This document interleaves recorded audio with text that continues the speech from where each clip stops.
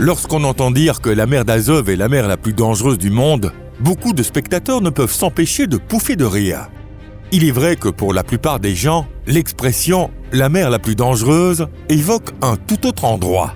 Par exemple, on cite souvent le passage de Drake, la mer de Chine méridionale, la mer de Barents ou encore la mer du Nord, mais presque jamais la mer d'Azov. Avant toute chose, il est essentiel de préciser sur quels critères on se base pour parler de danger. Si l'on prend comme référence la menace des pirates, alors la mer Rouge ou le golfe d'Aden seraient les plus dangereux. Si l'on considère la rudesse des conditions naturelles, peu d'endroits rivalisent avec les eaux du passage de Drake. Et si l'on se fie au nombre de naufrages, c'est en mer du Nord que les accidents sont les plus nombreux. Bonjour à toutes et à tous. Mais au fond, avez-vous déjà vu la mer d'Azov figurer dans ce genre de classement? Bienvenue sur Perduchan. Allez, explorons tout cela ensemble en détail.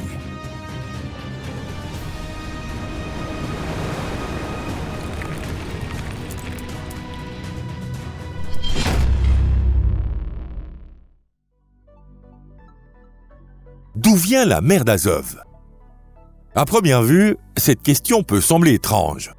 En effet, pour parler de l'origine de la plupart des mers, il faut remonter à un passé si lointain qu'on ne peut s'appuyer que sur des hypothèses ou des spéculations. De ce point de vue, la mer d'Azov ne fait pas exception. Pourtant, au cours des 2,5 derniers millions d'années, il aurait été très difficile de qualifier le bassin de la mer d'Azov de véritable mer. Durant cette période, la Terre a connu plusieurs ères glaciaires. À chaque fois, la mer Noire devenait un lac d'eau douce. Le détroit de Kertch disparaissait et le bassin de la mer d'Azov se retrouvait totalement asséché. Malgré cela, contrairement à bien d'autres mers, la mer d'Azov possède, sinon une date précise de naissance, du moins un millénaire de formation clairement identifié. Sur ce point, presque tous les scientifiques s'accordent. On estime que la mer d'Azov s'est formée il y a environ 7000 à 8000 ans. Cela s'est produit lorsque le niveau des mers du globe s'est brusquement élevé, provoquant un déversement massif des eaux de la Méditerranée dans la mer Noire par le détroit du Bosphore.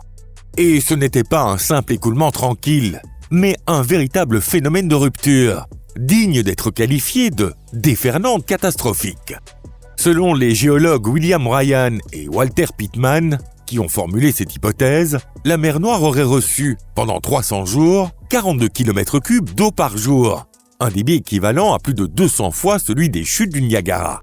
En l'espace de ces 300 jours, une fraction de seconde à l'échelle géologique, la mer Noire s'est remplie et en atteignant un niveau stable, ses eaux ont franchi le détroit de Kertch pour engloutir tout le bassin de l'actuelle mer d'Azov. Ce fut une véritable catastrophe. Les animaux et même les humains n'ont pas tous pu trouver refuge en lieu sûr. C'est pour cette raison que la mer d'Azov est considérée comme la plus jeune mer du monde. Son niveau d'eau continue de fluctuer fortement, sous l'effet combiné des phénomènes naturels et des activités humaines, et son littoral ne cesse de se transformer jour après jour. La mer la plus peu profonde du monde. La mer d'Azov, relativement jeune et dont le bassin présente un relief très plat, est aujourd'hui la mer la moins profonde de la planète. Mais croire que cette faible profondeur en fait une sorte d'immense plage à l'eau tiède serait une grave erreur. En réalité, la mer d'Azov est encore plus peu profonde que bien des rivières. Sa profondeur moyenne n'est que de 7 mètres, et même à son point le plus profond, elle n'atteint qu'environ 14 mètres. Si l'on y plaçait un immeuble de 5 étages, son toit dépasserait de la surface. Cela dit, un tel bâtiment serait réduit en débris en un rien de temps. Il suffirait d'un premier coup des violentes tempêtes fréquentes de l'automne à l'hiver pour le faire s'écrouler. Croire qu'une mer peu profonde est plus sûre en cas de tempête est également une idée fausse. C'est même tout le contraire. Le danger des eaux peu profondes réside dans le fait qu'un vent, même modéré, suffit à agiter violemment la surface. Et les vagues ainsi générées ne ressemblent en rien aux grandes houles des océans. Elles sont courtes, brutales et se déplacent dans des directions chaotiques. Tandis qu'un navire peut monter puis redescendre en douceur sur une grosse vague océanique, dans la mer d'Azov, les crêtes sont si brèves et raides que cela devient impossible. Avant même d'avoir pu réagir à une vague, la suivante s'abat déjà sans pitié.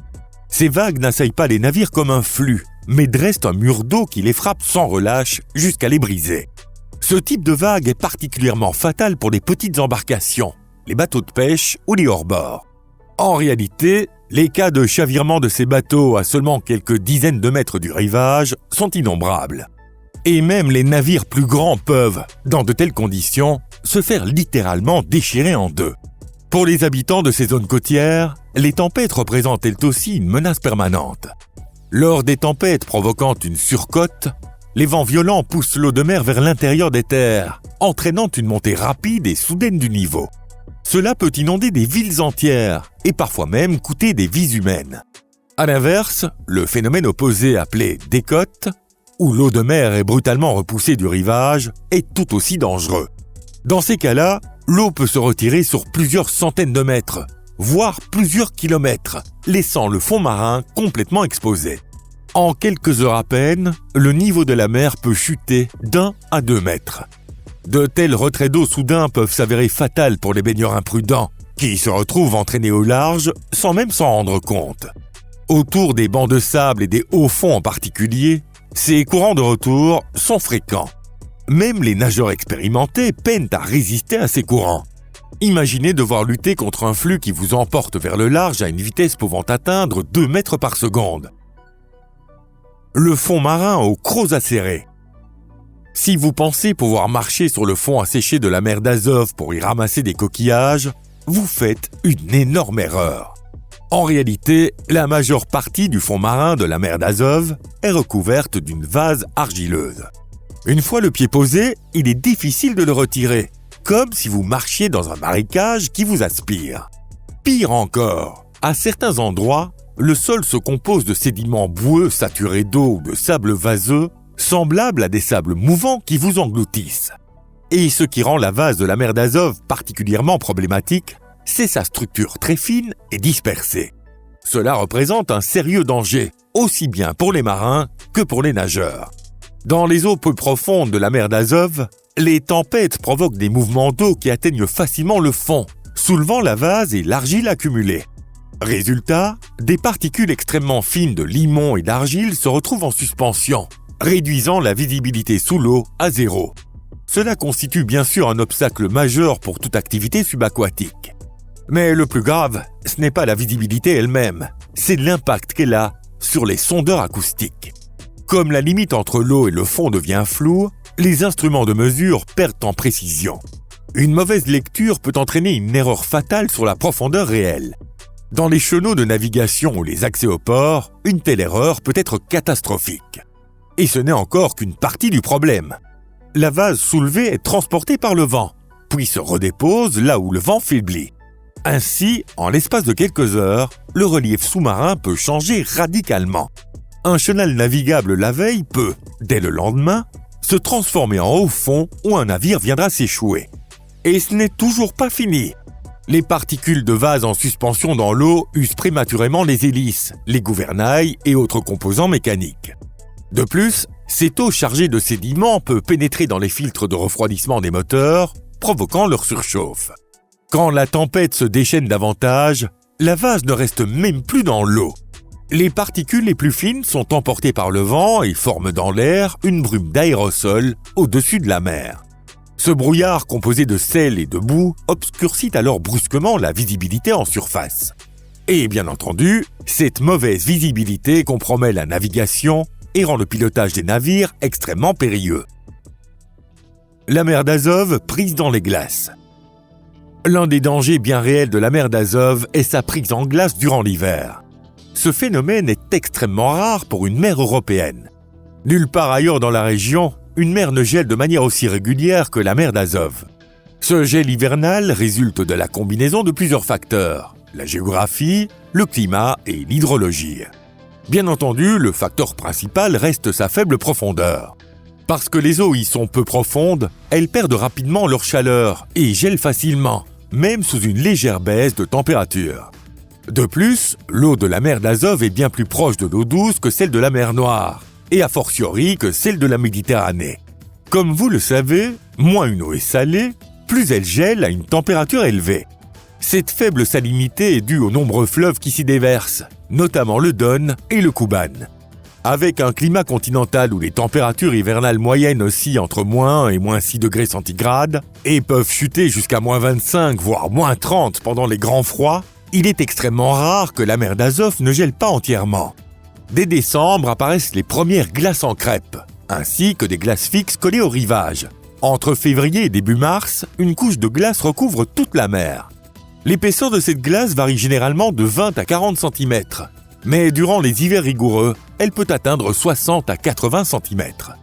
Dans les zones très peu profondes, l'eau de mer peut même geler jusqu'au fond. Sous l'effet des courants et des vents, d'énormes masses d'eau et de glace se déplacent, entraînant la dérive de vastes banquises. Ces plaques de glace se brisent à plusieurs reprises. Leurs morceaux s'empilent les uns sur les autres et forment des crêtes glacées de plusieurs mètres de haut. Entourés de telles collines de glace, on pourrait se croire dans l'Arctique, alors qu'on se trouve bel et bien sur le littoral tempéré de la mer d'Azov. En raison de ces conditions hivernales extrêmes, la mer d'Azov est l'une des rares mers d'Europe où la navigation hivernale nécessite l'escorte de brise-glace. En hiver, la prise en glace des ports interrompt temporairement la navigation et il arrive fréquemment que les installations portuaires subissent des dommages. De plus, le gel ne menace pas seulement les navires, il représente aussi un danger sérieux pour les habitants des zones côtières. La glace de la mer d'Azov est extrêmement irrégulière en épaisseur et particulièrement instable. De gros blocs peuvent littéralement se briser sous vos yeux en quelques minutes. Ainsi, chaque hiver, des pêcheurs sur glace se retrouvent emportés au large avec la plaque de glace sur laquelle ils se tenaient. Et ces accidents peuvent malheureusement parfois coûter la vie. Certes, sous l'effet du réchauffement climatique, on observe ces dernières années un raccourcissement de la période de gel hivernal. Avec des hivers plus courts et des températures plus douces, l'épaisseur de la glace tend également à diminuer. Certaines années, il peut même ne pas neiger du tout, et la glace se forme alors uniquement le long des berges.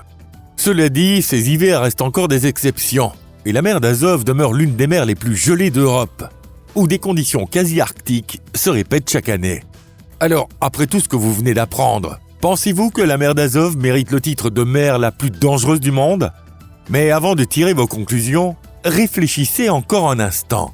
Pourquoi une mer à l'apparence si paisible peut-elle être aussi redoutable et imprévisible ? Peut-être que la mer d'Azov ne fait que feindre la tranquillité. En réalité, cette mer est un véritable paradoxe né de la nature. Sa faible profondeur, sa dynamique hydrologique complexe, son fond argileux en constante mutation et son climat instable, toutes ces menaces ne sautent pas aux yeux, mais ne se révèlent qu'au fil d'une analyse minutieuse. Si vous avez trouvé cette vidéo intéressante, n'hésitez pas à la liker et à la partager avec vos amis. Merci beaucoup pour votre attention. On se retrouve très bientôt pour une nouvelle vidéo. À la prochaine!